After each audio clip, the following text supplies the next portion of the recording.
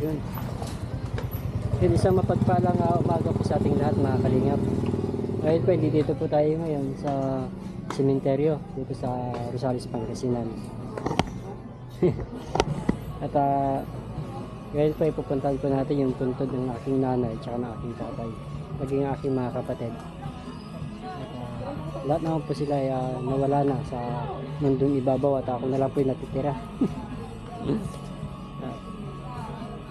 Bali, apat po kaming magkakapatid at ako po yung bunso. Bali, mga kuya ko na tatlo, sila po yung namayapa na naging nanay at tatay ko. Tara po mga kalingap, samahan niyo po ako at maglilinis po tayo ngayon ng puntod ng aking mga magulang at saka aking mga kapatid. Samahan niyo po ako mga kalingap. Sige po mga kalingap, at ito po yung puntod ng aking nanay. At dito sa baba, dito na yung kay tatay ko tsaka sa mga kapatid ko. Yan.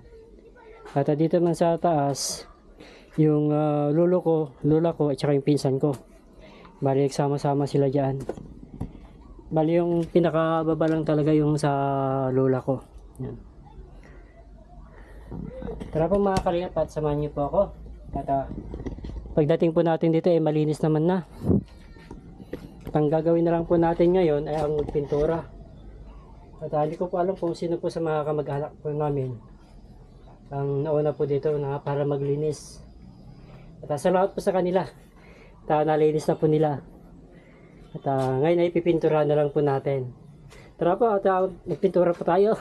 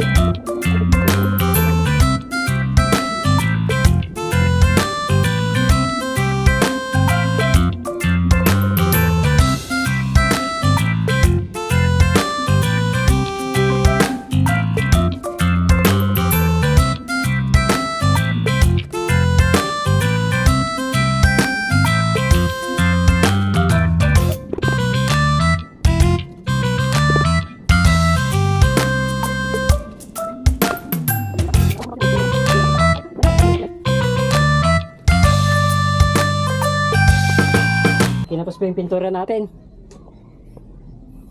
Hindi po natapos pa dito sa gilid. At saka dito po. Saka dito. Hindi po kasya yung pintura po natin at hanggang dun lang po yung kinaya po ng ating budget. Ay, siguro baka susunod po ng mga araw balikan po ulit natin ito para ma-finish po natin. Wala po. Kasi maliit lang po yung pintura po na nabili. Ano litro natin? 1/2?